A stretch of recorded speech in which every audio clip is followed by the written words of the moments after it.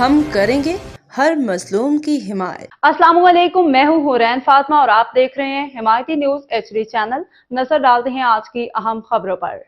سانگڑ سے اشفاق سلیری کی رپورٹ۔ سنجورو شہر کے صحافی نیشنل پریس کلب سنجورو کے سرپرست اعلیٰ اور ملک برادری کی ایک نمایاں سماجی شخصیت محمد حنیف ملک اس فانی دنیا سے ہمیشہ کے لیے رخصت ہو گئے۔ ان کی وفات کی خبر نے صحافتی، سیاسی اور سماجی حلقوں میں گہرے صدمے کی لہر دوڑا دی ہے۔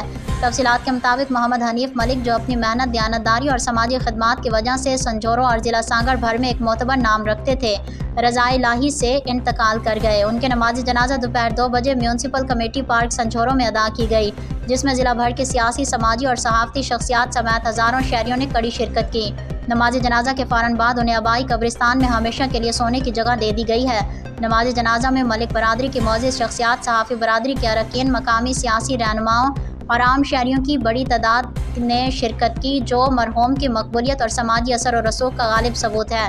نماز جنازہ کی امامت مقامی عالم دین نے کی، جبکہ دعاؤں اور فاتح خوانی کے دوران حاضرین کی آنکھیں نم تھیں۔ محمد حنیف ملک نیشنل پریس کلب سنجورو کے سرپرست اعلیٰ کے طور پر صحافتی برادری کی تربیت اور رہنمائی میں کلیدی کردار ادا کرتے رہے۔ وہ ملک برادری کے سماجی سرگرمیوں میں بھی سرگرم رہتے تھے اور سنجورو شہر کی ترقی و خوشحالی کے لیے متعدد اقدامات اٹھا چکے تھے۔ ان کی وفات سے سنجورو کے صحافتی اور سماجی زندگی میں ایک بڑا خلا پیدا ہو جائے گا۔